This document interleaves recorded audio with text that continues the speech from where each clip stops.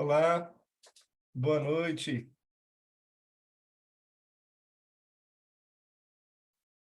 Vocês estão ouvindo? Quem está aqui na sala? Sim. Olá, eu estou aqui. A gente está começando agora às 8 da noite, vou dar alguns poucos minutinhos. Enquanto isso, vou apresentar a quem ainda não conhece o site das jornadas, a Erosão de Eros, para que vocês possam conhecer um pouco mais. Semana passada a gente também apresentou uma seção do site que é o boletim chamado Eros Ditos. Olá, boa noite. Olá, Boa Laura. noite.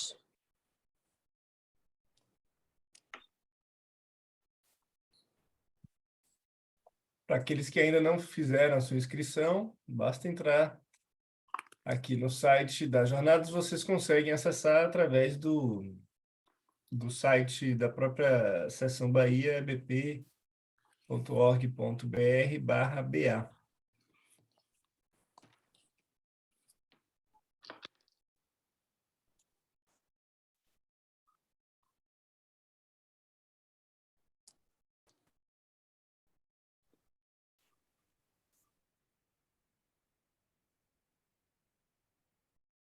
Eu vou aqui abrir o último boletim, que é o número 3.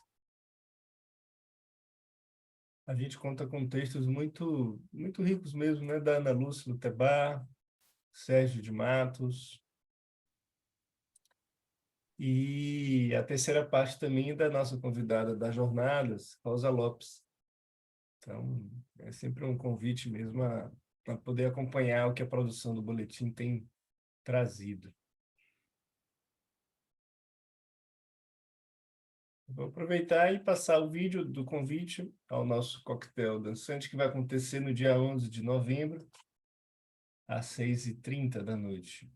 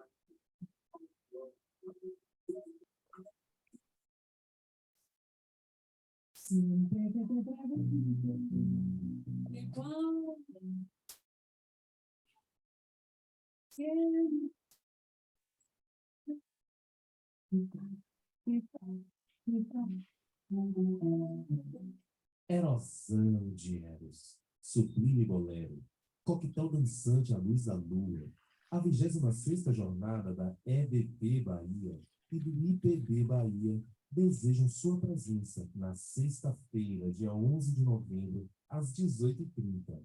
São os corpos que dão consistência ao bolero. Esperamos vocês.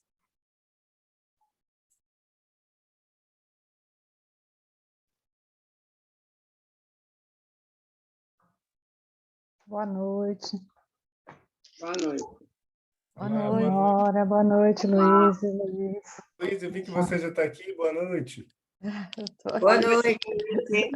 Boa noite. Boa noite, pessoal. O pessoal está Pena chegando. que a música cortou, não foi, Luiz? Do bolero. Foi. Para mim, aqui que estava exibindo, estava passando, mas Será que cortou um foi o pouquinho para meu? vocês? Não passou não, na luz. Só, Boa noite, Luiz. Boa Boa noite. noite. Tudo bom, Oi, Sônia? Elise. Tudo bem, Oi, Luiz? Tânia. Tudo bem e vocês? Tudo jóia. Ótimo.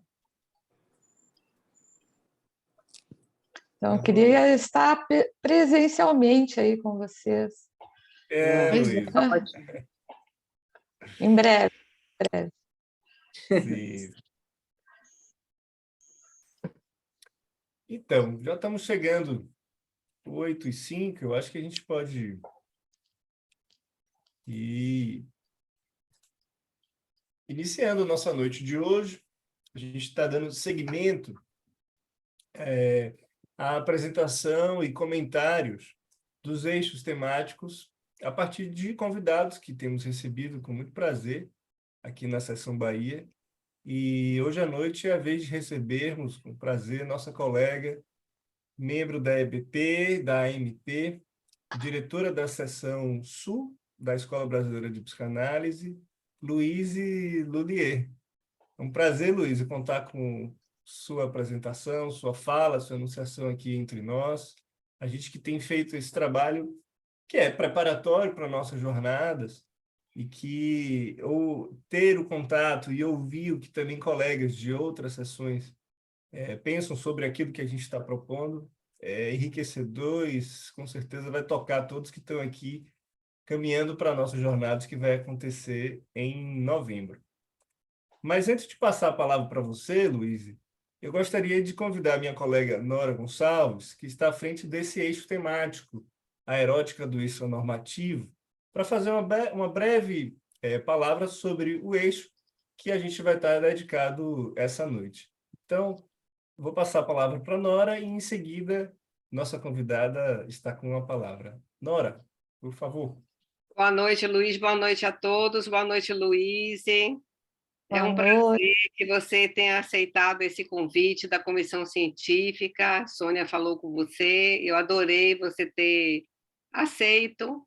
Luiz é uma velha conhecida nossa. Trabalhamos juntas várias vezes. Alguma vez pela Revista Arteira, de Santa Catarina, alguma vez porque fui conselheira lá em Santa Catarina, quando ainda não era sessão, e por aí lá se vão anos. Então, a gente já se conhece há muito tempo. Luiz tem um longo percurso de ensino, de estudo e tudo isso, e como psicanalista, então foi ótimo que ela aceitou de pronto, né, Sônia? Esse eixo, para trabalhar esse eixo, que é um eixo que, a princípio, quando eu quis introduzir, propus à comissão científica, eu mesma fiquei assim um pouco sem dominar direito o tema, sem ver por onde é que ele passava exatamente.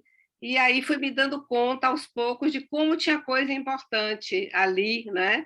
Naquele pedacinho de página, naquelas poucas páginas da segunda lição do livro Coisas de Fineza, né, que foi traduzido como perspectivas do livro dos escritos e dos outros escritos, mas como é importante esse seminário e como em poucas páginas ele traz tantas coisas importantes, Milé. Ele introduz Lacan, na verdade, né? Ele introduz pegando o último ensino de Lacan, do último ensino, as coisas de fineza em psicanálise. E retoma Freud no ato falho. E diz uma coisa muito importante, como que Freud não se sentia diminuído, na verdade, de apresentar um ato falho seu próprio. Isso é muito interessante, como ele retoma isso, né? Para dizer que um psicanalista continua a aprender sempre com seu inconsciente. Aliás, ele diz mesmo que ser analista não é analisar os outros, é, a princípio, continuar a se analisar, continuar a ser analisando, um analisando. Então, isso é muito interessante. E ele compara, e aí tem toda uma coisa que eu não vou falar disso, e nem Luiz, mas que a gente sabe da questão com a IPA que ele tinha, tudo isso, e como ele falava da infatuação do analista. E ele vai dizer que o contrário disso, do analista que realmente continua a se analisar, é a infatuação do analista, é quando ele se considera em dia com seu inconsciente. Isso é muito interessante. E a fineza vai trazer a fineza como as coisas ínfimas. E é nesse ínfimo que a análise se faz uma revelação de um desejo que desmente o que ela se propõe, o que ele se propõe abertamente, não é? Revela-se isso. E com essa frase a gente introduz o eixo 4 da erótica do extranormativo, a erótica como sendo aquilo que se refere ao desejo, e o desejo é extranormativo. E Luiz vai falar disso, né? Como Millet lembra dos perigos de uma falsa psicanálise, e vai dizer que é devido ao enamoramento dos analistas pelo efeito curativo.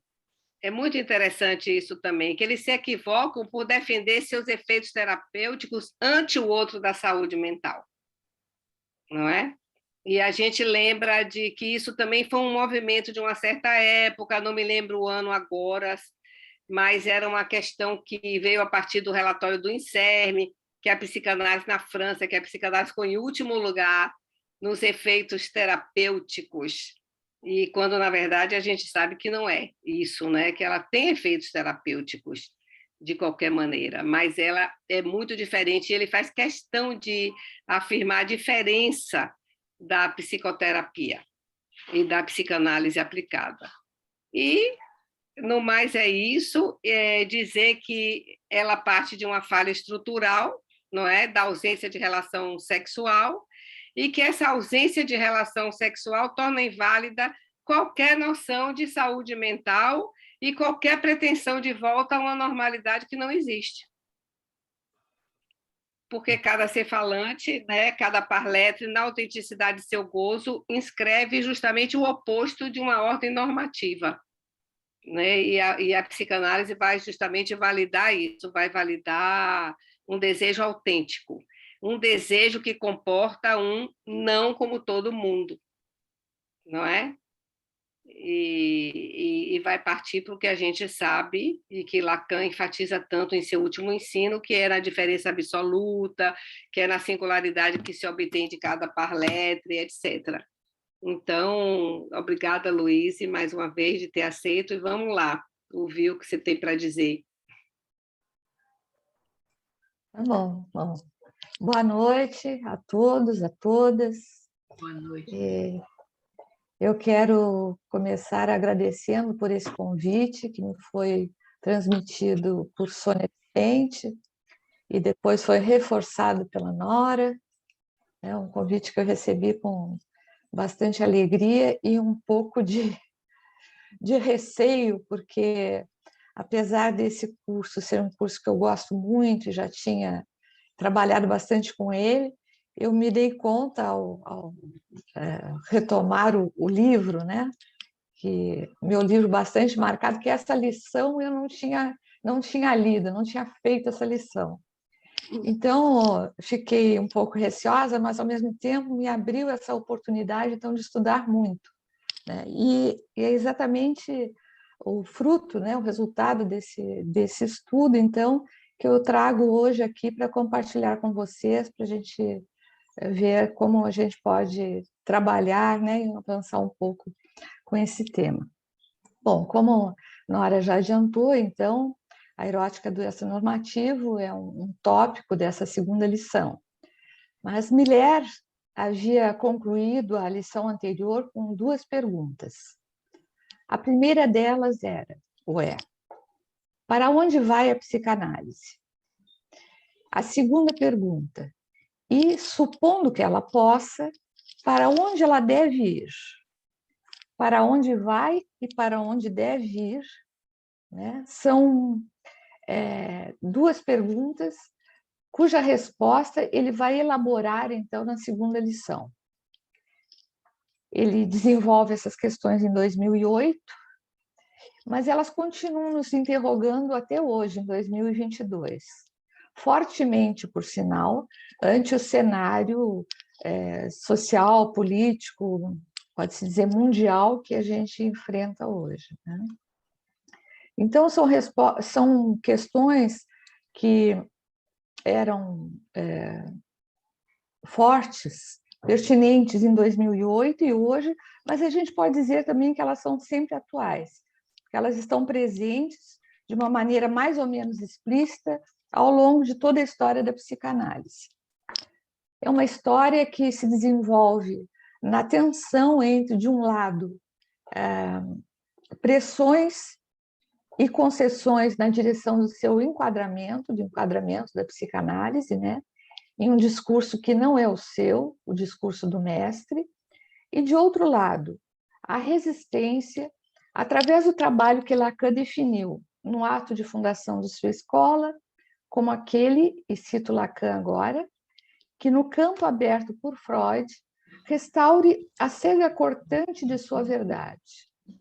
que reconduza a praxis original que ele instituiu sob o nome de psicanálise ao dever que lhe compete em nosso mundo, e que, por uma crítica assídua, denuncie os desvios e concessões que amortecem seu progresso, degradando seu emprego. Fim da citação. Tais questões sobre os rumos da psicanálise, colocadas em evidência de tempos em tempos, impulsionam o que acho que se pode chamar de um combate permanente da psicanálise para sustentar no mundo o lugar de sua verdade. Cabe lembrar aqui que no discurso do analista, o lugar da verdade é ocupado por S2, que, como disse Lacan no seminário 17, é solicitado no discurso do analista a funcionar no lugar da verdade. Então, o saber, né, é solicitado a funcionar no lugar da verdade. No entanto, tudo o que se pode saber se mostra não todo ante aquilo que o sujeito dividido produz em sua análise. Portanto, trata-se de um saber não todo no lugar da verdade, que, dessa forma, só pode ser semidita, igualmente não toda que é. Analista e analisante se deparam, então, inevitavelmente, com o incurável, essa dimensão do gozo que não se deixa capturar pelo sentido, impossível de curar porque há uma falha que é de estrutura. Mas vamos voltar um pouco às perguntas de Miller e depois retomamos esse ponto da falha estrutural. Para onde vai a psicanálise? Há o caminho que Lacan caracterizou como da falsa psicanálise e que Miller retoma nessa segunda lição. Em 2008, Miller se sentiu compelido a um retorno a Lacan, justamente porque percebia o risco da psicanálise desviar-se nessa direção, da falsa. Segundo ele, como disse Nora, como bem lembrou Nora, devido ao enamoramento dos analistas pelo efeito curativo da psicanálise. Eles equivocavam-se ao defendê-la pelos efeitos terapêuticos ante o questionamento de seus resultados e as pressões do outro da saúde mental. Acho esse ponto fundamental, por isso faço questão de repeti-lo, né? Porque esse risco do enamoramento, me parece que ele está sempre posto, especialmente quando a gente trabalha, vamos dizer, em espaços que não são tão protegidos como o espaço do exercício da prática analítica propriamente dita no consultório, com alguém que nos procura pedindo uma análise. Ou seja, quando a gente sai dos muros, desses muros que nos protegem, às vezes nos aprisionam, e vai para a cidade, vai para o mundo, atendendo a solicitações, né, de que a gente faça alguma coisa em relação ao sofrimento, em relação, muitas vezes, à saúde mental, quando somos convocados por esse outro da saúde mental. Então, a essas pressões no sentido de um enquadramento, os analistas frequentemente responderam com concessões, pois, como apontou Lacan, é muito difícil sustentar o discurso do analista que, e cito Lacan, deve se encontrar no polo oposto a toda vontade, pelo menos confessada, de dominar. Disse pelo menos confessada, não porque tenha que dissimulá-la, mas porque, afinal, é sempre fácil escorregar para o discurso da dominação, da mestria. Esse escorregão está sempre posto como uma possibilidade, tanto aos analistas individualmente, quanto aos sujeitos de nossos coletivos. Temos exemplos abundantes disso em diversos momentos da história da psicanálise. Por exemplo, como citou a Nora, a IPA, foi o caso da IPA, a própria Escola Freudiana de Paris, né, passou por isso também, em um determinado momento, e Lacan se viu, então, compelido a agir, né, em relação a isso, o que o fez, né, e mais recentemente a gente poderia trazer outros exemplos, mas não é o caso aqui agora. Sua consequência inevitável, né, a consequência desse escorregão, é a redução da psicanálise a uma prática orientada pelas normas sociais e para a normalização. Por essa via, ela acaba por inscrever-se como mais uma na série das terapêuticas que se dedicam ao resgate de uma suposta saúde mental identificada com a adaptação social. Por que eu digo suposta? Esse é um ponto que acho que é interessante esclarecer, pois não é raro que o debate se estabeleça no campo dos critérios que estabelecem os limites entre saúde e doença. Mas o que a psicanálise coloca em xeque é a própria lógica implicada na concepção de certa normalidade que corresponda a um estado de saúde mental, para além dessas distinções entre saúde e doença. O paradigma que sustenta esse critério é justamente o da norma como universal, como para todos, fundada seja na ideia de uma ordem natural, seja na possibilidade de enquadramento universal nas normas estabelecidas pelo contrato social. De qualquer forma, a referência a algo da natureza, onde se fundaria o ser humano, está sempre no horizonte. Aqui, o normal é ser saudável, e o que escapa aos padrões de saúde estabelecidos é uma excepcionalidade a ser corrigida. O tratamento, portanto, nessa perspectiva da saúde mental, se orienta para a cura como retorno a um suposto estado de saúde prévio à doença. O incurável, quando se apresenta, é tomado como fracasso, erro ou impossibilidade ante o estado da arte a ser superado pelo avanço da ciência. Há um texto muito interessante que, para aprofundar a reflexão sobre o tema das relações entre saúde mental e psicanálise, intitulado Paradoxos da Saúde Mental, que está publicado na Opção Lacaniana Online, número 4. Ele foi escrito pela nossa colega, Ondina Machado, e nesse texto ela evoca uma conferência de Miller que leva por título Saúde Mental e Ordem Pública. E nesse texto, nesse artigo, aliás, nessa conferência, né, cujo texto é publicado, Miller apresenta as afinidades entre saúde mental e ordem pública, de um lado, e suas oposições em relação à psicanálise. E Ondina resume isso muito bem quando ela diz: para Miller, a saúde mental é uma questão de ordem pública, pois a perturbação da última é um critério para dizer se o indivíduo tem ou não tem a primeira, ou seja, a perturbação da ordem pública é um critério para dizer se o indivíduo tem ou não tem saúde mental. Achei interessante trazer aqui, então, uma citação do texto de Miller, dessa conferência, um recorte do seu desenvolvimento sobre esse ponto, para que eu acho que pode animar a nossa conversação. É uma citação um pouquinho longa, mas acho que vale a pena. Cito, então, Miller. Pode ser um signo importante que um adolescente, por exemplo, fique encerrado em seu quarto. Isso pode fazer suspeitar algo desde o ponto de vista da saúde mental.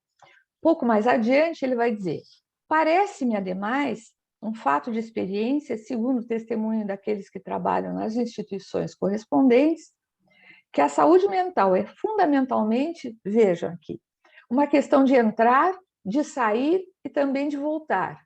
De outro modo, trata-se de fugas. Voltar depois de haver saído é essencial à ordem pública. Voltar para casa para dormir, por exemplo, pode evitar um divórcio. O problema central na prática da saúde mental é quem se pode deixar sair e que, podendo sair, volte para tomar a medicação. Os trabalhadores da saúde mental são aqueles que decidem se alguém pode circular entre os demais pelas ruas, em seu país, entre os países, ou se, pelo contrário, não pode sair de casa, ou se só pode sair para ir ao hospital dia, ou se não pode sair do hospital psiquiátrico. Fim da citação. Bom, já a psicanálise, como sabemos, não se ocupa com a ordem pública. Isso não é algo de sua esfera, nem de sua competência, nem de suas preocupações. Além disso, o que é mais importante, embora também trabalhe com a noção de doença, considera que há uma dimensão em que ela é de estrutura, portanto, incurável.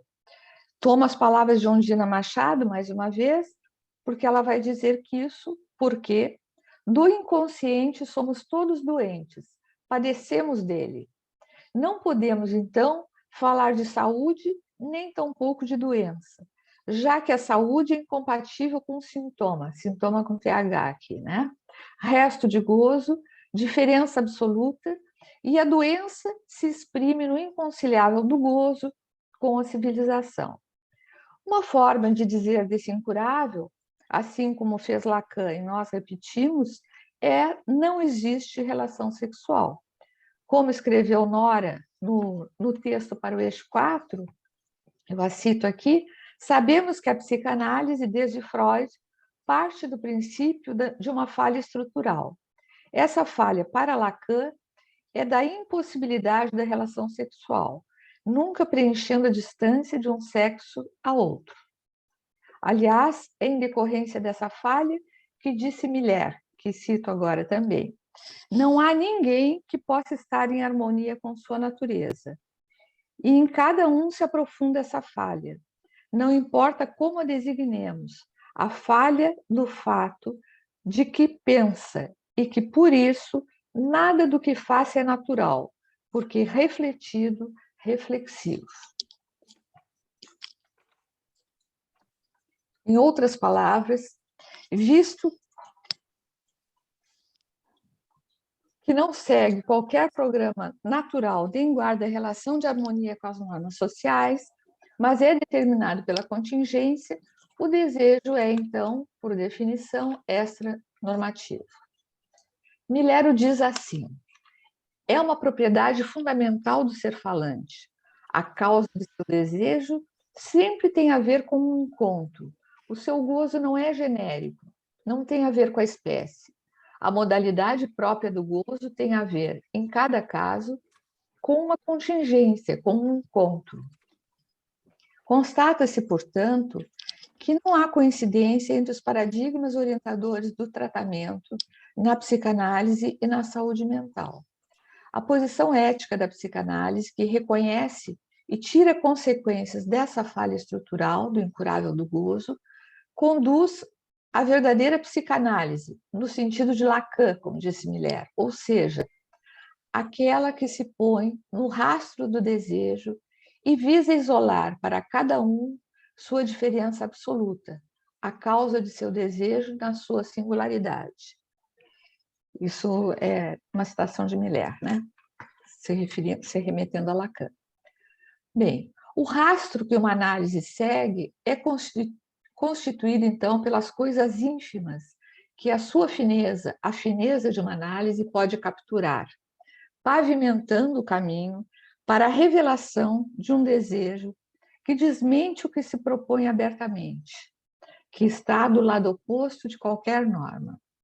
Por mais que se inventem novas normas, que se multipliquem as classes, há algo que subverte, escapa, fura a ordem que os sistemas classificatórios tentam impor. No entanto, a ausência de um programa natural que ordene a relação sexual entre os humanos não impede que aconteçam encontros e relações contingentes não necessárias entre homens e mulheres ou sujeitos do mesmo sexo, e nesse nível alguma coisa pode se escrever, como disse Éric Laurent. E o que se escreve, sabemos, pode ser lido. Uma forma de lê-lo é a que nos traz Ana Lúcia Lutherbach, um excelente texto publicado no boletim Eruditos, número 3. Ante a ausência de uma definição em Freud e Lacan, ela oferece uma formulação provisória, palavras dela, fundada na doutrina dos gozos lacaniana, chamando eróticas as diferentes estratégias de gozo na abordagem do objeto. Vale a pena acompanhar o percurso traçado por Ana, que, partindo de Freud, traz 3 apresentações do que podemos chamar com ela eróticas lacanianas. A partir do paradigma do gozo impossível, situado no campo da coisa, ela deduz as eróticas do amor cortês, e do espaço trágico, e suas respectivas estratégias, a sublimação e a transgressão. A primeira, de acordo com o princípio do prazer, e a segunda, que se situa além. A terceira erótica, a do não todo, é deduzida do gozo da não relação, da ausência de inscrição da relação sexual. Cada época é marcada por uma erótica que, articulada à estética e à ética que lhe correspondem, expressa a tentativa de fazer funcionar aquilo que não funciona, que era a forma como Lacan inicialmente se referiu, né, se referia a essa questão. Ele dizia, isso não funciona, depois ele vai dizer, não há relação sexual.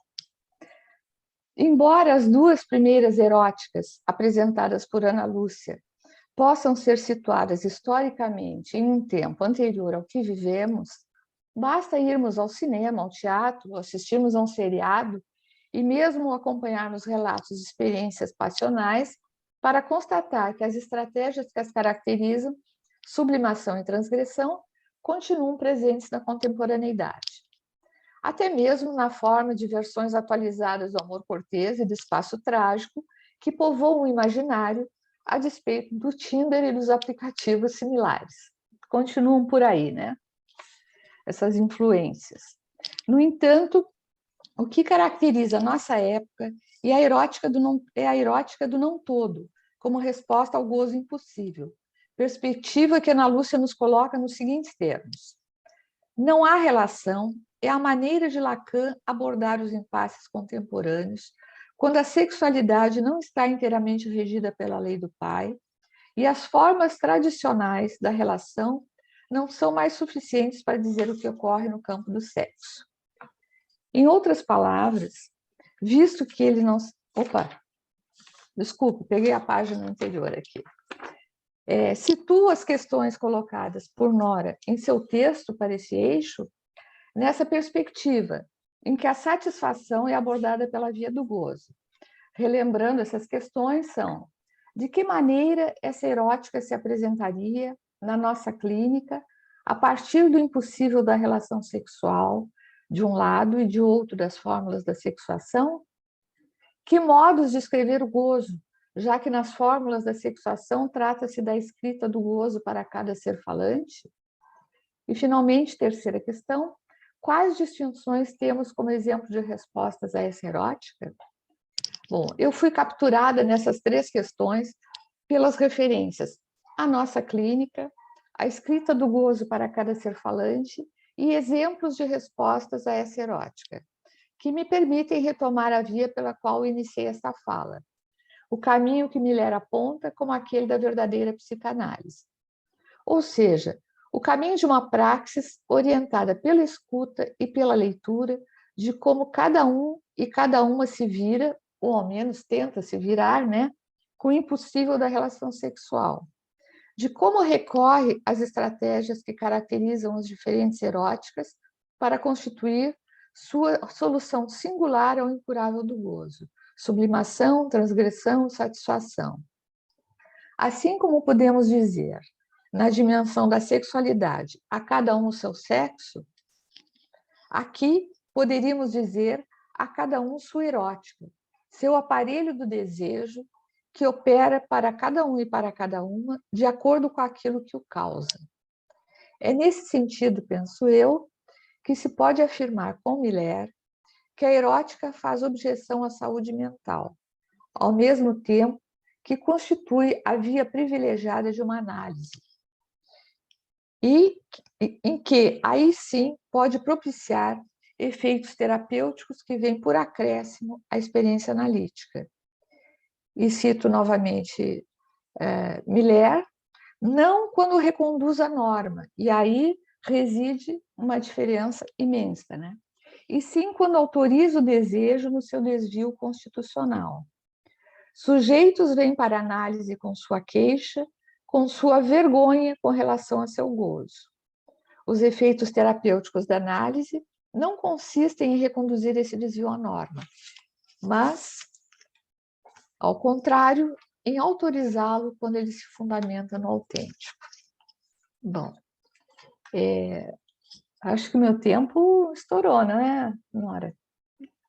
Luíse, Oi, se você quiser seguir, temos um um tempo. tempo. Vamos parar por aqui. Parece que você teria alguma coisa ainda a seguir. Ó, na verdade, assim, especificamente sobre essa dimensão do comentário, do capítulo, especificamente seria isso. Mas eu tinha pensado em comentar com vocês um filme e um seriado, né, que eu assisti recentemente. Esse seriado é um seriado britânico feito pela BBC e se chama Wanderlust, né?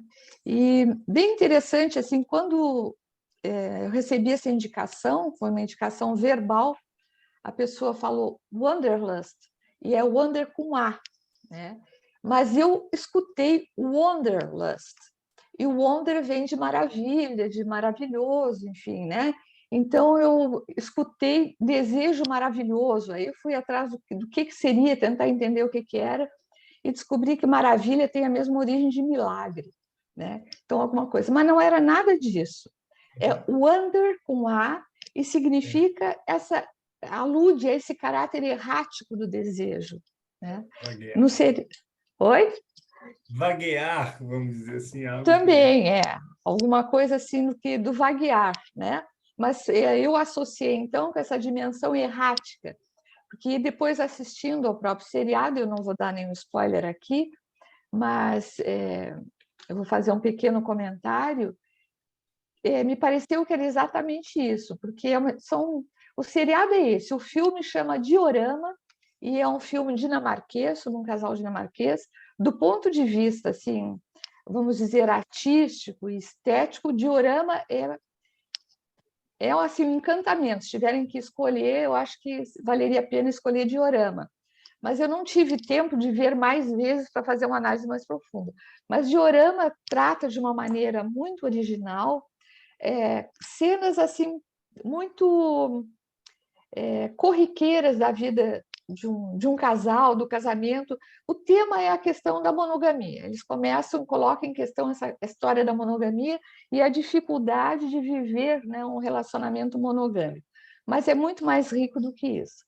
Mas no Wanderlust, eles vão mostrar muito essa dimensão de o casal principal, né, o casal que é protagonista, é uma terapeuta que diz que trabalha com técnicas psicodinâmicas e psicanalíticas, né? Assim que ela se apresenta para uma pessoa que ela atende, né? Então, essa terapeuta é casada com um professor, eles têm um casamento de 20 anos e passam por uma crise, assim, digamos, de um certo desinteresse um pelo outro, a coisa não funciona, a coisa começa a ratear. Se apresenta, então, essa dificuldade da não complementaridade da não relação sexual. De acordo com a descrição assim, do serial, eles dizem que eles resolvem abrir o casamento.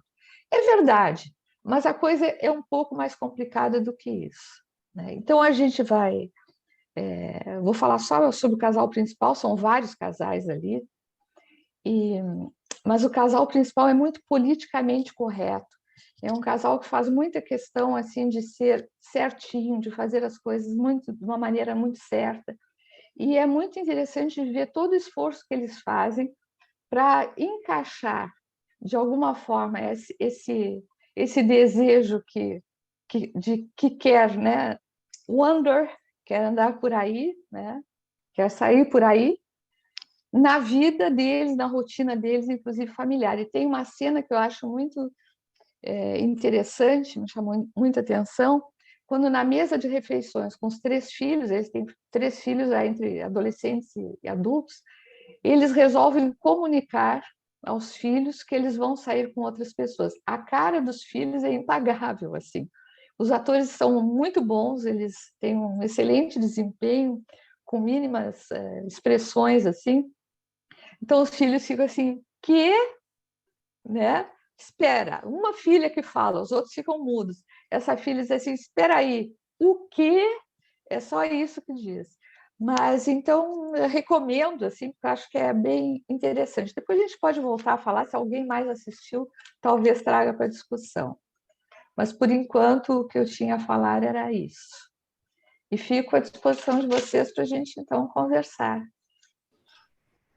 Sim, Luiz. Na dúvida, viu? Obrigado. Pois. Certo? Oi, Francisco, você estava perguntando alguma Não, coisa? eu queria perguntar depois, quando for aberta a discussão, a questão minha. Fale, continue. Pronto, a gente acabou aqui de abrir para discussão. Se você quiser perguntar, seja breve. Não, é isso. Eu entendi o que ela quis dizer, eu concordo, já vi várias versões sobre isso. Acho que eu li alguma coisa desse texto de Millett também. Mas é minha posição de psiquiatra, eu tenho uma dúvida. O paciente, quando ele está sofrendo de algo que ele perde a dignidade, por exemplo, eu atendi um paciente que era oligofrênico, que ele comia cocô, comia barata, ou então o paciente está correndo risco de vida porque a adição à substância pode morrer de overdose. Eu acho que aí não é a questão de você interdir, entendeu? Eu acho que é a obrigação, a questão de humanidade, você como psiquiatra intervir nessa situação para dar uma dignidade ao paciente, dar uma condição de vida melhor. Não é trabalhar na interdição do paciente na nossa sociedade só, entendeu? Eu acho que uma coisa é o exercício da medicina para aliviar a dor e a outra coisa é você se descobrir na psicanálise. Você ter suas questões e se investigar e você descobrir qual é a verdadeira fonte de desejo. Eu acho que tem esse lado também que eu gostaria de levantar, entendeu? Pronto, Francisco. Obrigado aí por sua contribuição. Eu queria retomar alguns pontos para a gente poder seguir em nossa conversação que Luiz trouxe. E me parece, sim, Luiz, interessante assim, vamos dizer, a perspectiva, né, que sua fala traz e que é também a perspectiva do próprio eixo, né, de poder pensar essa tensão entre aquilo que vem, sobretudo em termos de demanda do outro, das normativas que se expressam na concretude do que a gente está chamando aí, Millett está chamando de saúde mental, que é, como você bem trouxe, circular. A saúde mental é todo circulando. Ninguém pode... A máquina da sociedade, a máquina das instituições, a máquina capitalista, há que funcionar, e funciona circulando. Aquilo que vai e não volta, aquilo que anda e não continua andando, é um disfuncionamento. Isso por um lado. E por outro lado, há algo que constrange a norma, que é propriamente a dimensão erótica, a própria dimensão do desejo, que, por excelência, é aquilo que está para além da demanda, que não coincide com a demanda e que, por vezes, é contrária à ordem da demanda do outro. Se tem uma das maneiras da gente poder situar a dimensão do desejo, é aquilo que não é a demanda do outro, é outra coisa, é sempre outro, sempre um outro também opaco, indeterminado e que também não coincide com as normativas narcísicas, em geral, de que cada um carrega. Então, no fundo, a gente está falando da tensão velha, freudiana, entre narcisismo, em termos das normas que buscam obter o reconhecimento do outro, e o desejo que constrange, perturba e, enfim, perturba essa norma. E acho interessante você ter trazido algumas referências, sobretudo a série Wanderlust. Certamente aí eu teria ouvir um pouco também de vocês, que outras referências vocês têm, para a gente poder tentar articular o que é isso na nossa prática, na nossa vida contemporânea. Porque se a gente parar para pensar nos ideais de saúde, inclusive saúde amorosa, saúde de relacionamento, há todo um movimento para que as pessoas não se adoeçam de amor, porque amor é uma maneira de adoecer em termos dessas normas. Mas, enfim, aqui só dando um panorama do que Luiz trouxe para também ouvir vocês e podermos seguir adiante com a conversa.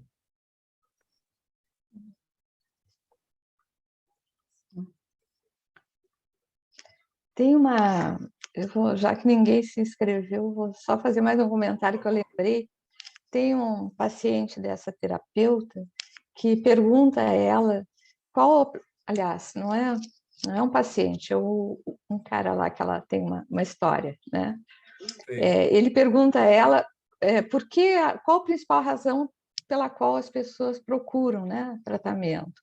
E ela vai dizer que a principal razão é porque as pessoas não entendem por que elas deixaram de desejar, no caso, o cônjuge, o parceiro, né, enfim, a parceira. Então, entendo assim que é algo que a gente vê muito, é isso. É uma pergunta sobre por que o desejo não obedece, né? Por que ele tem essa autonomia, de repente, falando do desejo sexual, mas a gente pode falar, né? Por que essa autonomia, que de repente essa coisa que escapa, que rompe e que não liga, vamos dizer, para a norma social. Ele pode perfeitamente, às vezes está de acordo, mas isso não é uma condição, não é necessário. Há uma certa autonomia e chama atenção exatamente quando irrompe com força ou quando não irrompe, quando não acontece, que é o caso do casal lá. Um casal que se dá muito bem, esse casal protagonista do seriado, que tem muito amor um pelo outro, né, que querem ficar juntos, mas não conseguem desejar um ao outro no sentido sexual, né? Então, mas a Analícia se inscreveu, vamos escutar a Analícia? Olá, Analícia. Escutar mais você, viu, Luiz? Na verdade, gostei muito mesmo de sua fala e de trazer, assim, pegar a tônica do desejo como o extranormativo, marcando também a nossa singularidade, o que é, digamos assim, por excelência, o ponto de ocupação da psicanálise. Mas isso me fez pensar também na questão do gozo, que talvez mais extranormativo ainda do que o desejo. E é o que eu gostaria de ouvir você falar um pouquinho. Eu vou passar, Luiz, antes de chegar a palavra a você, Nora levantou a mão, seria interessante a gente recolher também a palavra de Nora. Seu microfone, Nora, por favor. Está desligado, seu microfone. É apenas um comentário, não sei se ela vai querer responder a Analícia, que faz uma marcação interessante para a Luísa desenvolver mais, mas eu gostei muitíssimo desse texto de Ana Lúcia Lutherbach, muitíssimo, que você trouxe, privilegiou, Luísa, gostei muito. Muito, principalmente pelo erótico, são as diferentes abordagens do gozo sobre o objeto. É muito interessante como ela divide isso, quando ela traz sublimação, não é isso? A transgressão e o não todo. Esses três modos. Aí encaixa super bem quando você começa a ver os exemplos do amor cortês, ou essa coisa da transgressão, como chega na... Como é que ela chama no texto? Não é algo agressivo, não, mas ela descreve, não é que é outra questão que não tem a ver com sublimação e que a gente pode enquadrar várias coisas aí nos relacionamentos nisso, e o baseado no não todo. Gostei muito, acho que tem tudo a ver com o extranormativo, com esses exemplos que a gente vê no dia a dia, até quando você fala do Tinder, não é? Dessa coisa de hoje que está na moda aí, que todo mundo usa, e o imaginário que está em torno disso, e que muitas vezes descamba em algo ruim, não é? Algo ruim, agressivo, violento, essa transgressão que aparece. Então, eu achei assim um primor esse texto que você achou aí de Ana Lúcia Lutherbach, que eu não conhecia. Ele está publicado num livro, né, e depois reproduzido aí online, né? No boletim. Sim, é um texto denso, né? Um texto vale a pena visitá-lo, eu sugiro. E eu acho que sim, que é muito interessante a gente pensar que nessa dimensão do desejo a gente está ainda no campo o desejo tem relação com o sentido, né? Um sentido com a palavra, pegando um pouco que diz a Analícia, né? O desejo é essa coisa com a qual a gente se debate e produz sentido na tentativa de acomodar, de explicar, bom, enfim, o que faz falar, né? E é possível falar.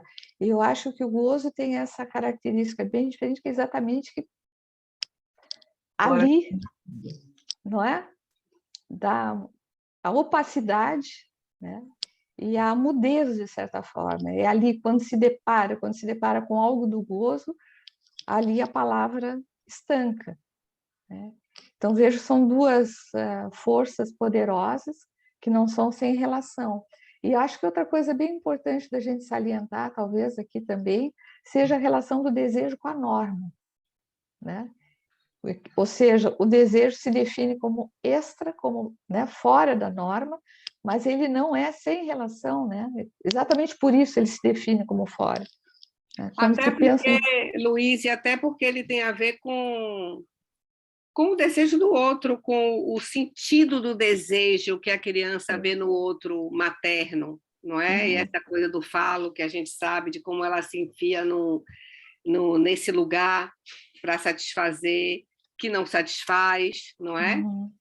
E... Como ela se apresenta como, né? Como isso que tamponaria, né, o desejo materno. Mas como ela se apresenta também como faltante, como ele por aí, que vai ver o olhar da mãe para outro lugar, consegue se sair. A gente sabe também o quão nefasto é a mãe que olha para o filho, assim, de uma forma que faz dele esse falo dela, né? Mas, no fim, a relação que você traz e que a gente vê no texto de Millet, que tem a ver com isso, é com o gozo opaco do sintoma no final, que é para onde a gente caminha com relação à questão da singularidade, da diferença absoluta, do sintoma com TH. Vou voltar Exatamente. vou voltar Volta, Annalise, para entender aqui. Quando você falou que o desejo está relacionado com o sentido e, na perspectiva do gozo, a palavra estanca. Você está se referindo à palavra articulada, não é isso? Exatamente, dessa maneira. E eu acho que tem uma coisa, para mim foi preciosa essa coisa de pensar sobre esse texto, estudá-lo, nessa perspectiva das várias eróticas, né? Que existe, vamos dizer, a erótica de cada época e a erótica, o reconhecimento, a possibilidade de que cada um, porque isso é uma coisa que a gente vê na prática clínica, como cada um tenta se ajeitar e vai construindo ali uma resposta a isso do impossível, na medida em que se debatendo, vamos dizer, com o que o perturba, né? Num primeiro momento, eu diria, de uma maneira sem saber muito bem o que está fazendo. Acho que à medida que a análise avança, existe a possibilidade, então, de um reconhecimento desse desejo e de fazer alguma outra coisa com ele, né? Mas vamos ouvir a Marcela? Querida, bem-vinda. Obrigada. Sempre uma delícia te escutar. Nora, você sabe que esse texto, Ana Lúcia, somos nós que publicamos originalmente no Mulheres de Hoje, em 2012. Está no livro Eu vi depois, Mulheres de Hoje. E agradeço muito tua leitura, Luísime. Gostei muito das coisas que tu levantou e de como dar uma luz para o debate que vem nas jornadas, não? Sobretudo nesse eixo que Nora trouxe também. E queria te perguntar o que você achou de nosso título, assim, depois de assistir Wanderlust, não? Que outra coisa que queria comentar é que tem dois. Tem um filme de 2012, justamente acho, que é com Aniston, que é uma comédia bastante boba, e tem um seriado, que é de 2019, ¿no? Com a Toni Collette, que ela é o seriado, ¿no? Prácticamente. Me lembro de ter lido um comentário na época que dizia que não se tratava de um casamento aberto, de uma relação aberta, sino de um casamento em ruínas. Então, já que erodido. Isso, escolhimos a erosão. Só queria puxar a tua língua para o título da jornada. Sim, acho que E isso agradecer mais uma aparece... vez. Ah, imagina, prazer. Isso aparece no casamento do casal principal ali, né? Como isso. Mas em diorama vai aparecer muito mais, sabe? Essa questão da erosão. E no cotidiano, nas pequenas coisas, assim, e o trabalho também muito bem feito, de direção e tudo. Tem uma cena em diorama, por exemplo, que o homem ele chega com uma garrafa de vinho, que ele quer criar ali um clima, um romance com a mulher, né? E ela nem vê, ela nem olha. Então, nesse momento, ele fica com aquela garrafa na mão, assim. Uma outra hora ele chega e a convoca de alguma forma para algo de um jogo, e ela disse... Me pergunta o que está sentindo, ela disse, eu só estou cansada. Então, há toda uma coisa assim no cotidiano que a gente pode reconhecer cenas que a gente escuta, às vezes, serem relatadas, ou que às vezes até a gente já viveu, né? Em algumas vezes, e que vão dar conta exatamente dessa erosão. Eu acho que isso aparece nos dois, mas de maneiras diferentes, né? Porque no Wanderlust tem mais essa coisa assim de uma tentativa, essa coisa mais britânica, eu acho mesmo, assim, até de essa tentativa do politicamente correto, não sei se essa expressão é tão adequada, mas é isso, que eles querem fazer tudo direitinho. Por exemplo, quando eles resolvem comunicar as pessoas que eles inserem na relação com quem eles estão tendo casos, eles resolvem contar que isso é uma coisa de comum acordo com o outro do casal e tal. O normativo, não? O normativo, exatamente. Tentando encaixar no normativo, né? Ou até, por isso que também me lembrei de falar que é isso, que a gente pode fazer novas normas, criar novas normas, de todas, né? Seja como for, mas sempre há algo que escapa, que não se enquadra ali.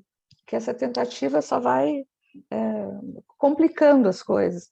Como lá no próprio seriado, assim, inicialmente, bom, vamos abrir, né? Vamos abrir, a Toni Collette lá, a Joy, ela diz num dado momento, bom, pela primeira vez na vida, nós podemos fazer o que nós quisermos, mas as coisas mostram que é muito mais complicado do que isso, né? É tudo mais complicado. Mas eu acho que você pegou esse ponto muito bem, porque exatamente essa erosão está muito clara nas duas obras, né? Como isso vai se diluindo. E eu acho que é uma coisa que a gente está vendo no cotidiano também, né? Aliás, eu adorei o título da jornada de vocês, o cartaz, tudo, fiquei apaixonada. Gostei muitíssimo, assim, porque acho que é um tema extremamente atual, né? E que causa muito sofrimento, né? Atualmente, assim, né? No geral. Ótimo. Mônica, você está com a mão levantada? Boa noite, gente. Boa noite, Luiz. Gostaria também de agradecer, gostei muito da sua fala e gostei muito de você ter resgatado aí o texto da Ana Lúcia Lutherbach, né?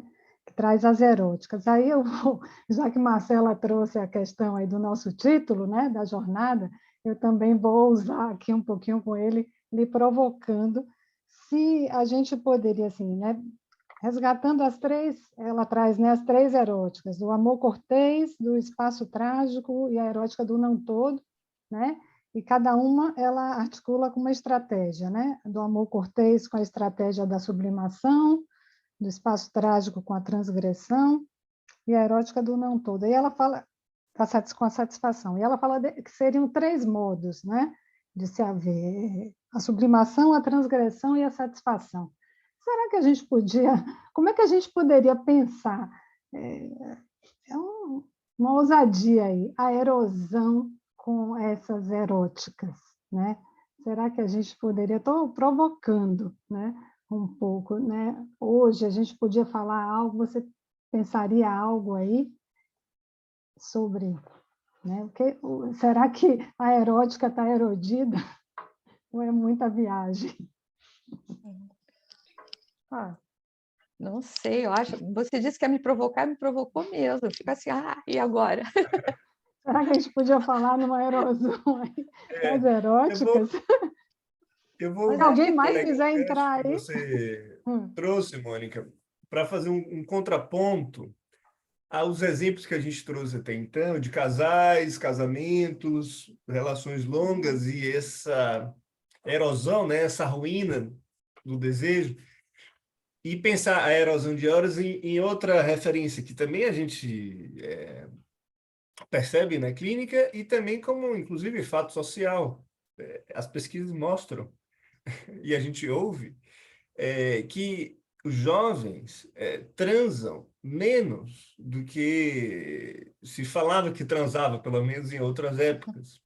A dimensão realmente do sexo, porque, veja, por mais que seja muito mais fácil em termos eletrônicos de se conseguir um encontro sexual, eu não sei se, enquanto experiência que pode marcar, traumatizar e bem escrever algo via contingência, não sei até que ponto é pelo sexo que a coisa tem acontecido tanto. Eu vejo muitos encontros, muitos blá blá blá, mas algo que a experiência propriamente do sexo mesmo perturbando o povo e as pessoas e isso trazendo, a mim me interroga. Há muitos e muitos jovens celibatários e assim, decididamente celibatários porque é mais fácil se masturbar, vamos dizer assim. É menos cansativo. Eu acho que bem aponta que a dimensão traumática que esse encontro propriamente sexual, o ato sexual em si pode causar é que traz mais transtornos para o narcisismo. Não sei o que vocês acham, mas, enfim, colocando mais elementos nessa conversa. E outra coisa, indo para o outro lado também, que eu fiquei pensando até a partir de uma questão que Nora trouxe no início, do cuidado do analista para não aparecer a infatuação, né? Não ficar infatuado, e o seu texto, eu lembrei da Salvação pelos Dejetos, o texto de Millet, né? Onde ele propõe ali que o que salva o analista é fazer da sua posição de dejeto o princípio de um novo discurso, né? O seu texto me fez, e a ele também. Tânia.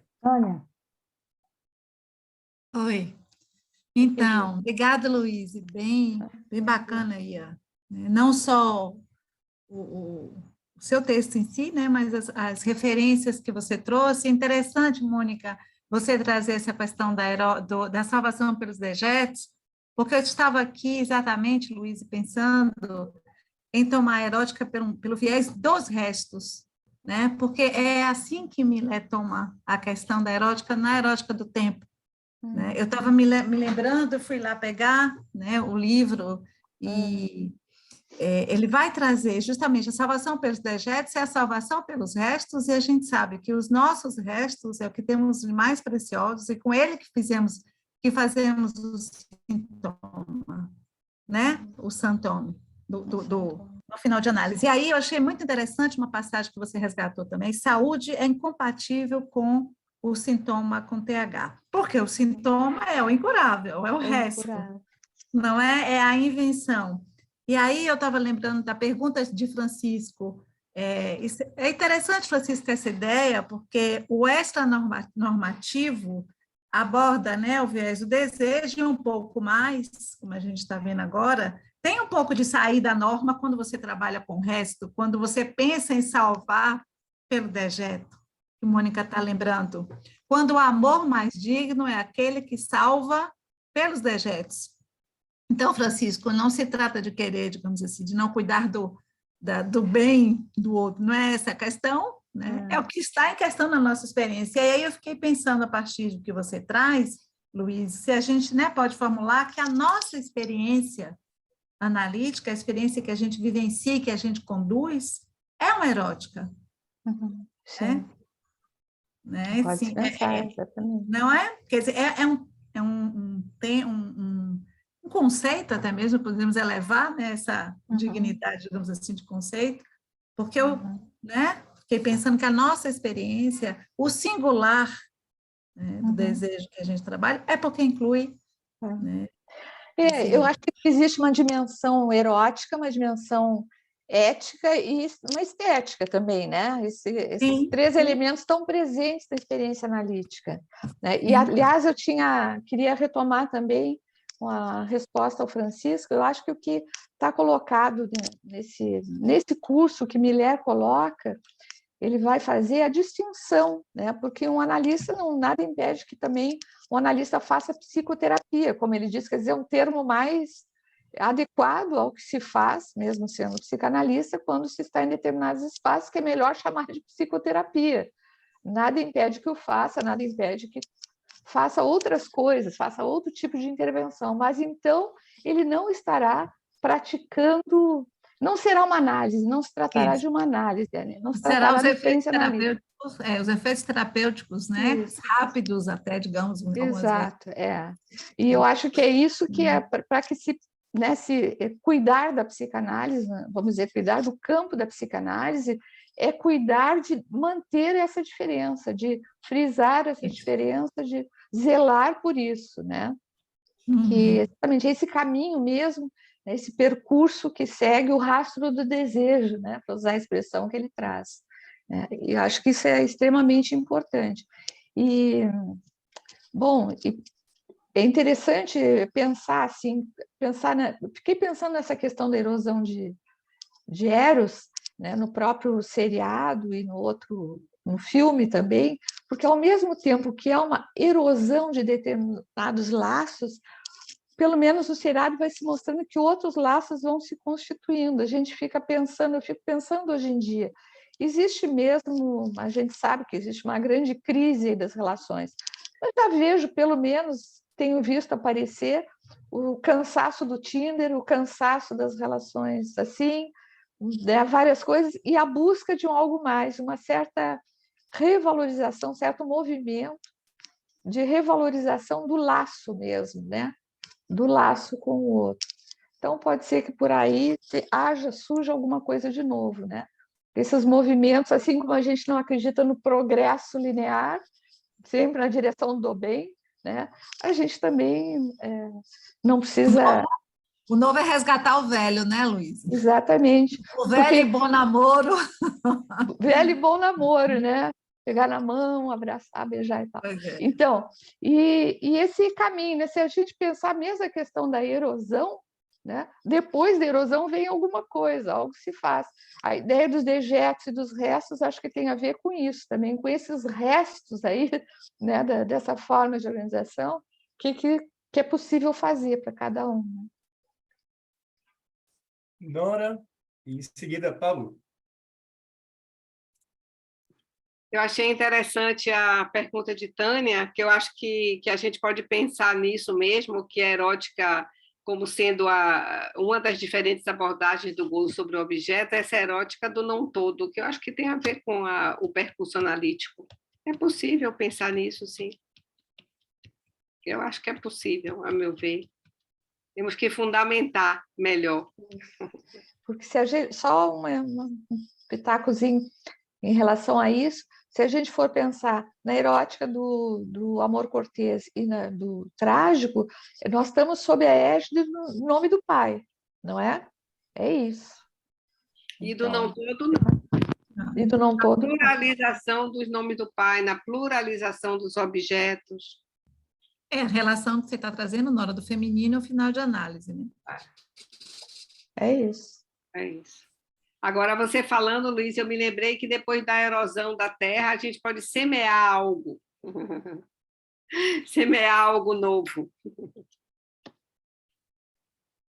No nosso caso, o sintoma. Pablo vai...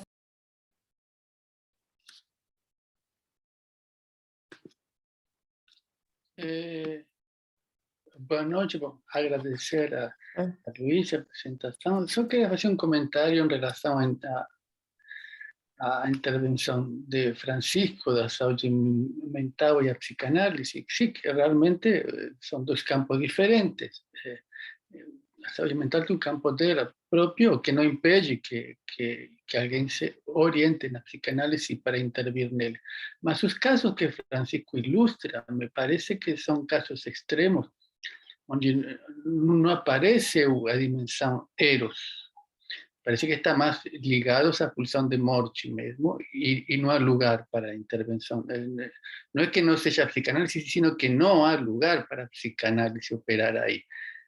Me parece, são como casos de anorexia, onde se chega a determinado ponto de não dialética, onde é necessária, em prol da vida, uma intervenção médica de outra ordem, entendo. E me parece que os exemplos apontam a isso. A partir daí, poderão se criar condições para erotizar algo, mas me parece que é diferente. Queria fazer comentários.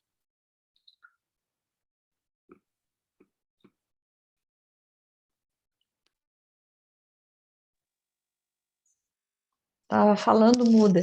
Eu achei um comentário que eu tinha, uma citação que eu tinha anotado do Seminário Identificação, em que Lacan vai dizer, ele vai afirmar, na verdade não é uma citação, ele vai afirmar que só se consegue a psicanálise tendo como alvo os fins últimos de uma erótica, mas não cabe à psicanálise propagar uma nova erótica. Essa parte eu acho que é a citação mesmo.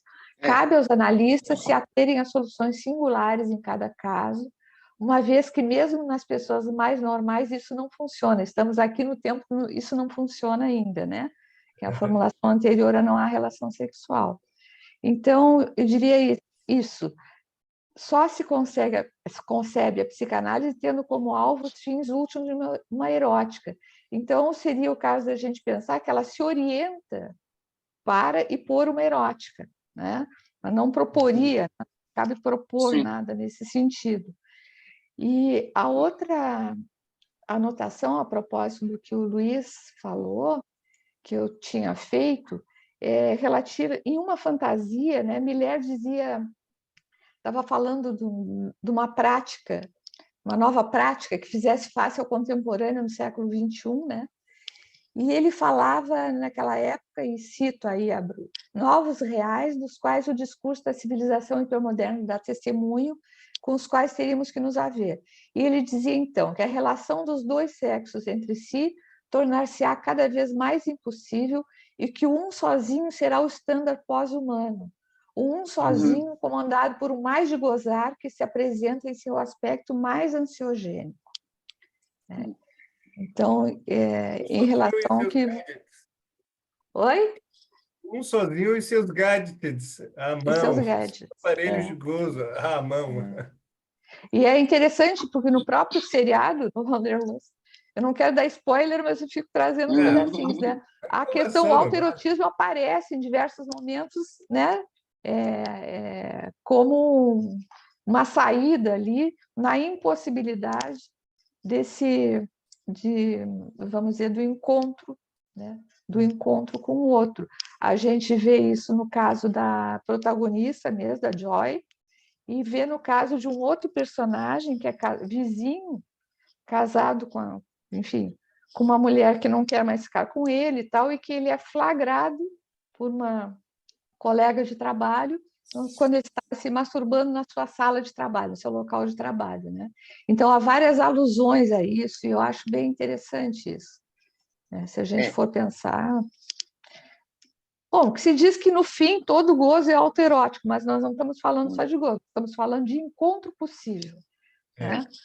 Encontro possível e desejo. Até porque tomamos Erosão como escrita, ¿no? Tomamos a versão de Litura Terra do Rabineman. Erosão como, claro, como a marca do cartaz. Mas, já que Tânia trouxe a erótica do tempo, Miller também fala da erótica do espaço no seminário, não?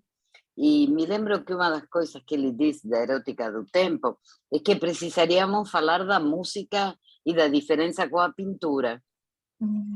Porque ele dizia que a pintura eclipsa o tempo, como a fotografia, não? O fixa.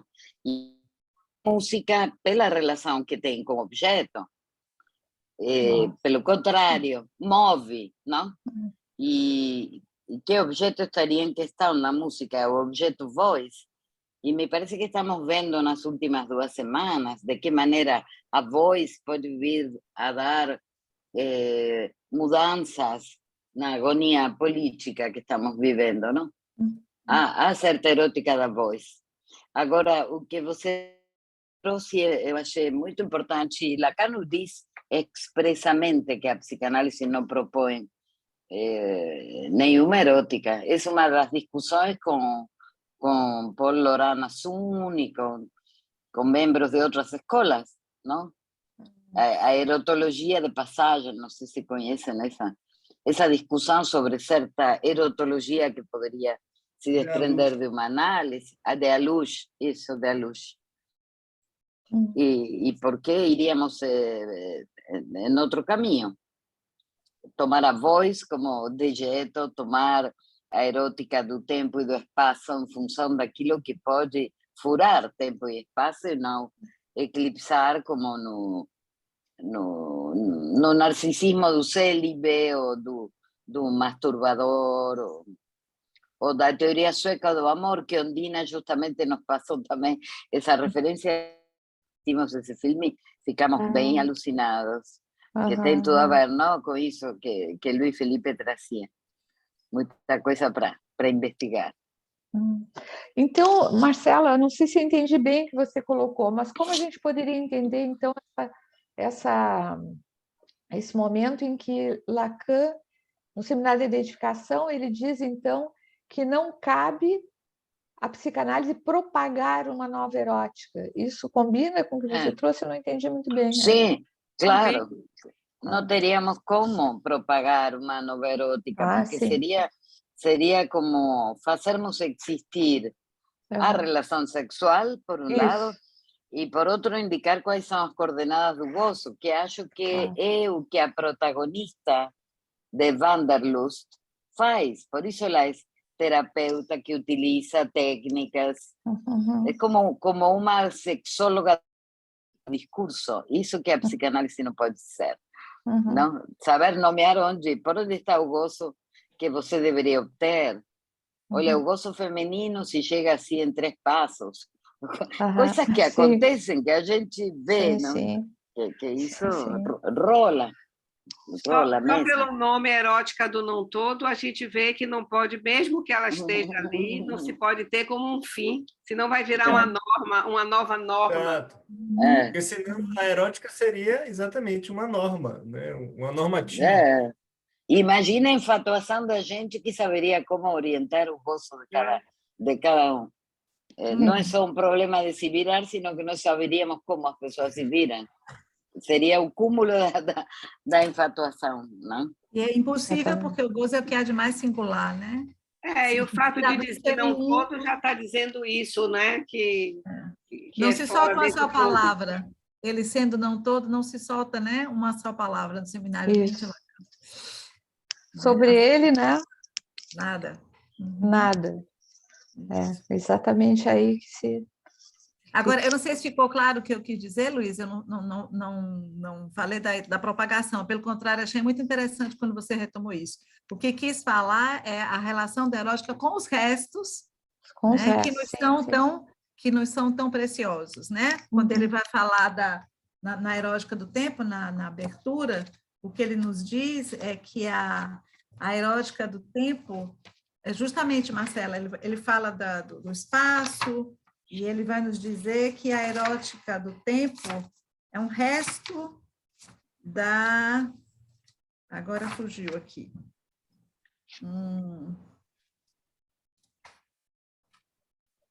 Mas ele vai...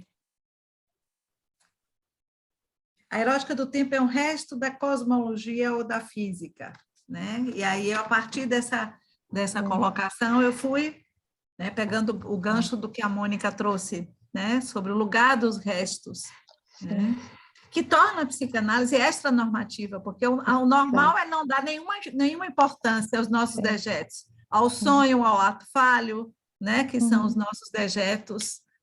Que o caminho não seria o ideal, o caminho não seria pelo ideal, e sim pelos dejetos. Né? Pelo dejeto. Sim, exatamente, porque, né, em outras abordagens, em perspectivas, o resto é exatamente aquilo que se deve jogar fora, eliminar, se possível, em todo o nosso funcionamento, vamos dizer assim, social, isso. Para se ter saúde. Para se ter saúde. No nosso caso, saúde é inconciliável com Sant'Anna. Isso eu achei muito interessante. Eu gostei muito também da definição da erótica como aparelho de gozo, que o Sim. Miller faz nesse texto, né? Essa ideia de um aparelho que remete a um funcionamento, eu achei interessantíssimo, porque a gente pode pensar nessa questão dos restos, dos dejetos e tal, como parte, né? Como elementos para a montagem desse aparelho, exatamente. Sim, Sim. As Exatamente. cosas que diz sobre a espera, que es tan fundamental, ¿no?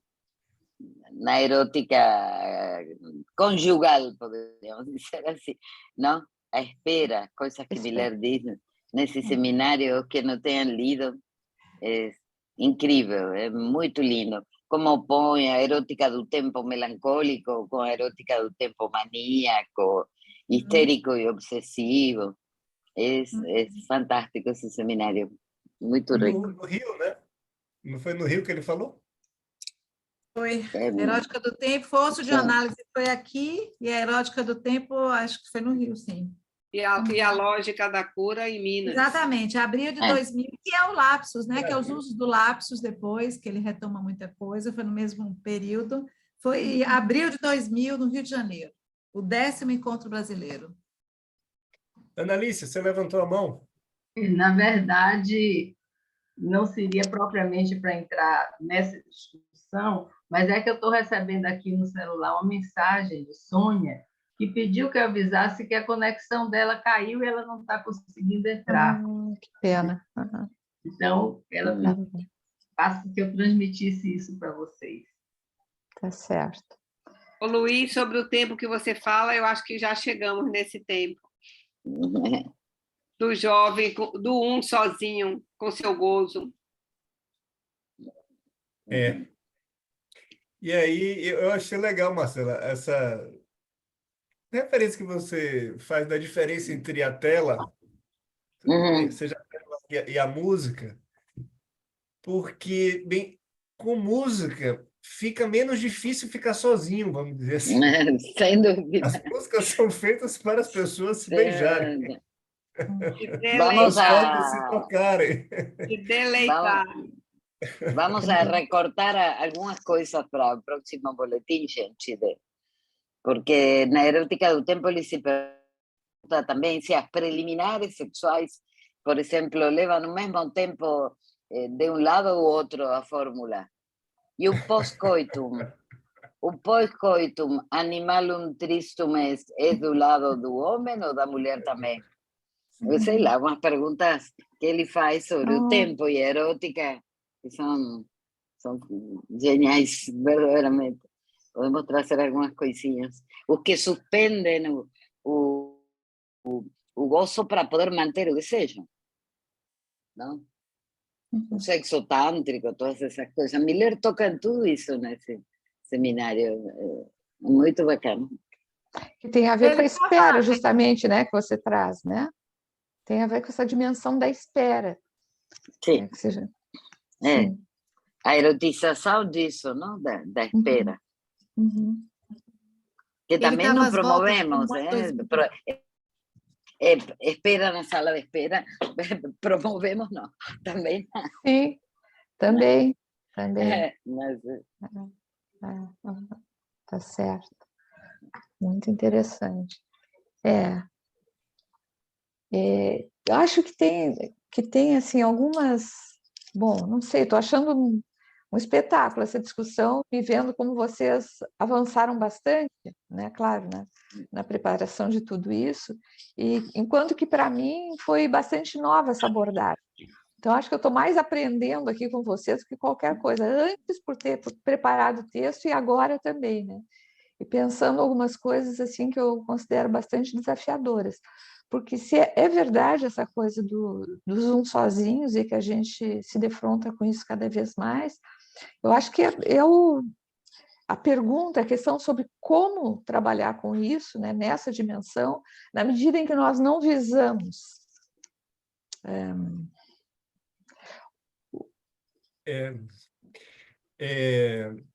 na semana passada, Luiz, digamos assim, que a gente não visa corrigir algo, né? Não é isso, né? Não visa, não se trata de uma terapêutica. Quando você muito frequentemente se recebe hoje em dia alguém, jovens principalmente, que dizem que não querem nada, que não desejam nada, né? Trazem isso como sua... Eu não quero nada, que, né? Que a gente... E fica nisso, uma dificuldade de falar, uma dificuldade geral assim na vida, né? Então, acho que é um grande desafio do nosso tempo, porque, digamos que a psicanálise se inaugura com as histéricas que querem falar e falam que é uma maravilha, e ocupam e trabalham e tal. E esses, né, que cada vez a gente recebe mais, e muitas vezes porque a família traz, porque, né, por algo assim dessa ordem, e não ou vão porque não sabem mais o que fazer da vida, mas ali é algo... Eu me lembro uma vez, recentemente, estava preparando um outro trabalho aí para a atividade que a gente teve sábado, e eu me deparei com aquela referência de Lacan, quando ele diz que a angústia e a vergonha fazem barreira à pulsão de morte. E alguns anos atrás, numa jornada que tivemos aqui em Santa Catarina, Felipe Lacadet apresentou um caso de um adolescente em que ele mostrava como um momento em que foi possível iniciar um trabalho foi um momento em que esse rapaz se envergonhou de alguma coisa. E eu estou pensando há dias já, né, porque eu estava preparando esse trabalho e o outro lá, e eu fiquei pensando nessa coisa, nessa possibilidade de entrada aí, né, por essa dimensão da vergonha, né? Que, enfim, o Lacan diz textualmente que o analista deve envergonhar, né? Ele deve promover o envergonhamento, assim. Mas como fazer isso nos dias de hoje, em que, vamos dizer, o superior determina goza, e cada vez menos a vergonha é algo presente na vida, porque, bom, teria que ser descobrido o que causa vergonha nesse sujeito, para cada um e cada uma, né? Fico pensando aqui nisso, mais ou menos. E, às vezes, assim, porque é muito comum também, não sei se com vocês também, mas tem aparecido bastante casos de impotência em jovens de 20 anos, de 18, sei lá, muito jovens. E então, é uma possibilidade, é uma entrada por aí, né? Cruelmente. Sim. Pode ser, né? Eu queria fazer um comentário em relação à vergonha, que é muito bem-vinda, mas me parece que até ela escasseia.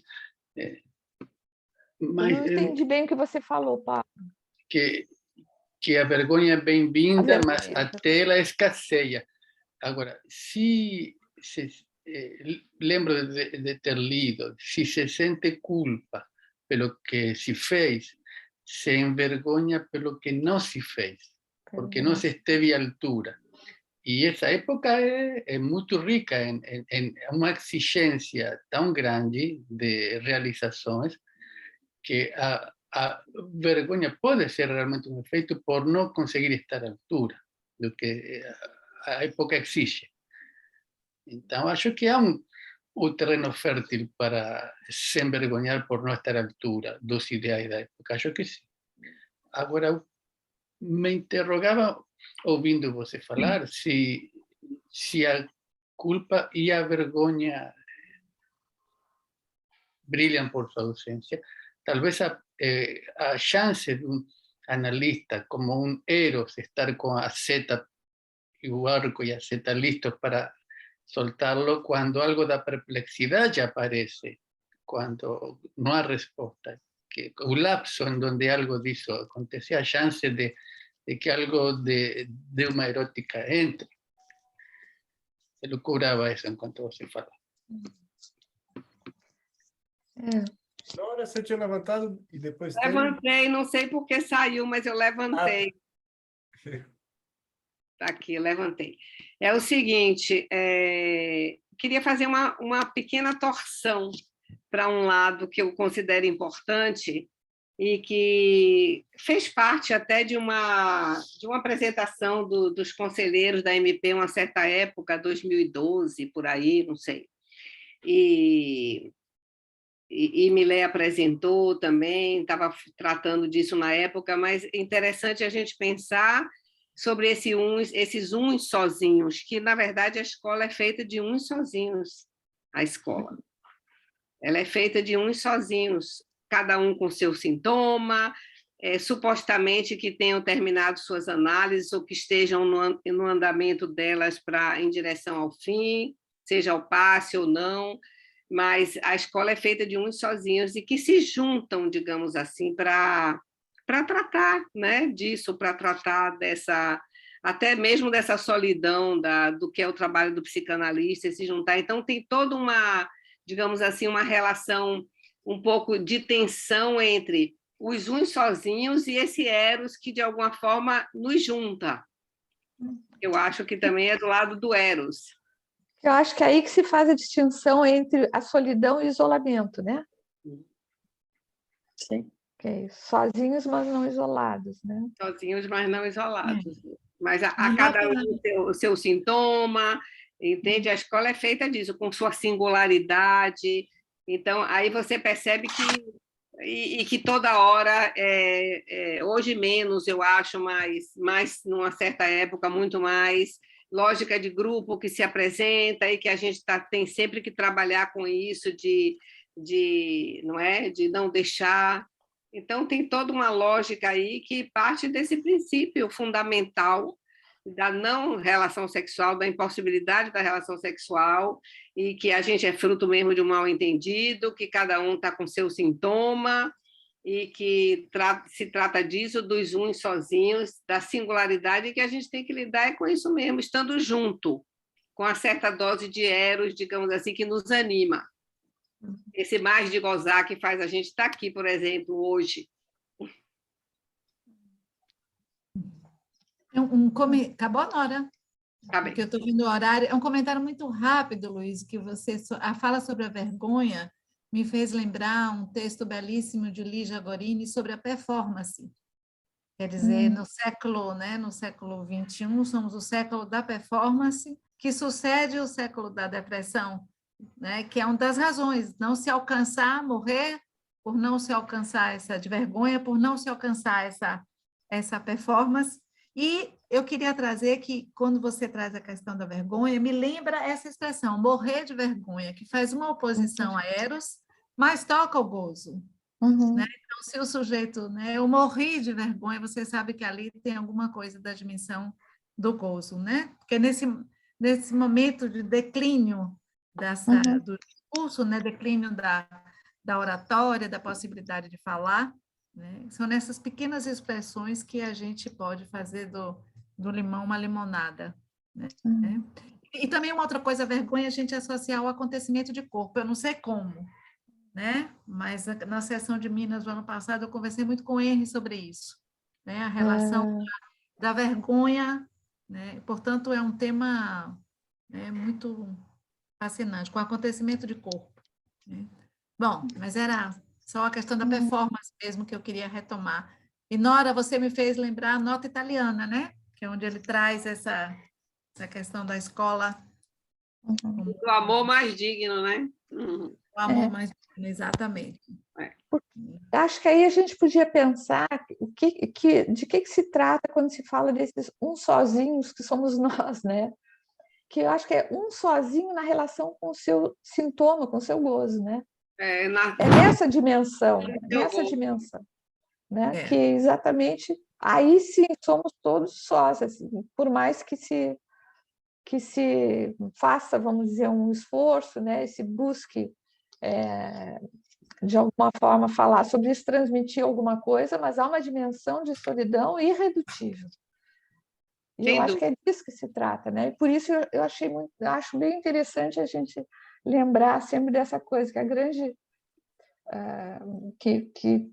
que vamos dizer, de certa forma, aquilo que diz o que o Miller diz, né? Quando um adolescente se tranca no seu quarto, isso levanta preocupações sobre a sua saúde mental, mas é um pouco isso, se alguém se isola muito, não é?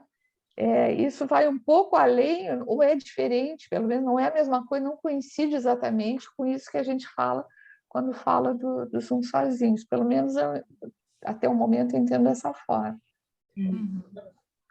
Paulo? Eu não ia falar mais, mas Luiz me instigou. Fale, Paulo. E foi justamente este exemplo que você traz agora do quarto. Me pareceu que você fez uma distinção do lado da saúde mental e da psicanálise, mas quando você fala dos sozinhos, me lembrou a sua fala inicial sobre o jovem no quarto isolado e a questão do entrar e sair. E essa questão de entrar e sair me pareceu chave para ver o que se faz, onde entra o eros, aí, o que Nora traz, o que une, né? Cada um no seu quarto, mais algo, né? Quando se entra e se sai, a chance de que algo, de que se saia da solidão, por um lapso de tempo ao menos. Me pareceu linda metáfora do quarto, entrar e sair do quarto. Milé traz esse exemplo do quarto que Luiz traz, e Lohan trouxe uma frase, Luiz trouxe uma frase de Lohan bem interessante, que apesar disso há os encontros. Não é? Sim, e a gente também tem o livro do Pierre Navot, né? O que do encontro se escreve, que trabalha bastante isso, que eu gosto bastante daquele livro, tá? Olhando para ele ali. Acho que era isso que o Luiz ia comentar, né? Na semana passada, na atividade da biblioteca. A gente trouxe esse livro em conversa com outro livro de Dalila Arpin sobre as parcerias célebres, que são casais conhecidos e que ela faz uma leitura desses encontros. E foi muito bacana assim, a discussão e o que a gente conversou hoje também ressoa um pouco algo que e Navot coloca isso no livro dele, né, de que há algo que se choca com um encontro e de que de uma forma cega, assim, não se sabe exatamente o que se encontra no encontro que há entre duas pessoas, vamos dizer. Ninguém sabe exatamente o que se encontra. E o drama que vamos dizer, se desdobra disso, que se choca, de tentar repetir aquilo que se encontrou de uma forma completamente contingente. Sim. E é o que ele fala do que da contingência tenta se transformar numa necessidade. E isso que é o drama do amor, que é diferente enfim, da contingência pura desse encontro que pode existir. Mas não é o objeto A que está em jogo? Exato, é o objeto opaco, né? Assim, Que faz alguém repetir um segundo encontro, um terceiro com pessoas distintas, com um traço parecido, com algo parecido? Eu gostei muito de uma expressão de uma colega nossa, associada aqui do Instituto, Milena Nadier, que ela titulou o trabalho dela chamado A Ética do Encontro, que é, de alguma forma, como poder estar, e isso uma análise, sobretudo, pode favorecer, como poder estar apto a que essa dimensão contingente não fique soterrada por essa dimensão da necessidade e que, bem, a gente possa estar mais aberto à própria contingência que atravessa cada um. Eu acho que isso que é, de alguma maneira, o que a análise pode ter efeitos na erótica de cada um também. Que possamos também estar um pouco mais abertos às nossas próprias contingências, vamos dizer assim. Tão difícil para o obsessivo, né, que a gente vê. E tão difícil não deixar o amor cair da contingência na necessidade, né? A necessidade. Um beijo, minha gente. É um malabarismo muito grande. Boa noite. Tchau, querida, boa noite. Tá ótimo. Acabamos, Luiz. Acabamos. Obrigada, Luiz, e a todos. Obrigada, Luiz. Obrigada a você, foi ótima essa conversa. Muito bom. Obrigada. Parabéns aí pelo trabalho de vocês. Tchau, tchau. Tchau. Boa noite. Boa noite. Obrigado a todos que participaram também da conversa. Obrigada, eu falei. Boa noite, Luiz. Foi um prazer ter você aqui conosco. Obrigada.